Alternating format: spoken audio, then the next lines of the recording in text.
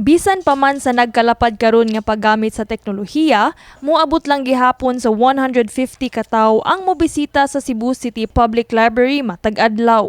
Kini matud pa ni Rosario Chua, kinsa kapin 40 na katuig ga trabaho isip city librarian sa maong library. Nagpamatuod kini sa kamahinungdanon gihapon sa paggamit sa mga libro isip tinubdan sa impormasyon. Aron mas masabtan kini sa katawhan, gilusad karong adlaw Nobyembre 6 ang mga kalihukan subay sa 33rd Library and Information Services Month.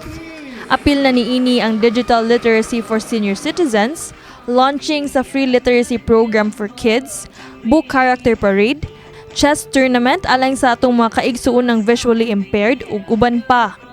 Our main objective is to build an inclusive community. So we have to get involved of all people from all sectors as much as possible.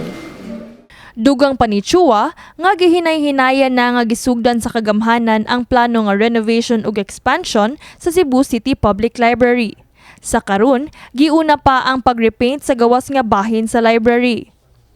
Ang major interior renovations, sugdan sa umaabot nga tuig 2024, hinungdan nga posibleng temporaryong sirad-an ang maong establishmento.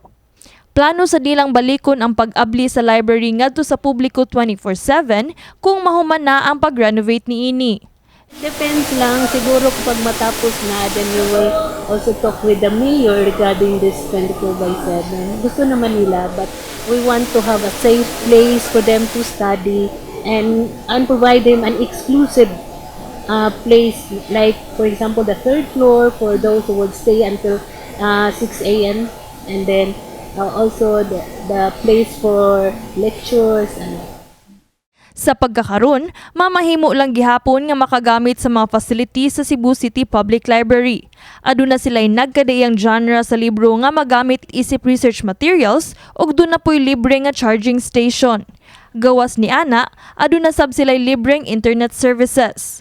Ug syempre, dili mawala ang mabulukon nga children's section sa library diin ginapahigayon ang early literacy program sa mga bata ug storytelling sessions. so kung mahimo, they can come to the library and search for asa jud ang tinuod, no? Kay daghan na kay tarong mga fake news. Then, aside from that, naapod tayo safe, conducive place to study. Kini si Queenie Joligon alang sa MyTV Cebu.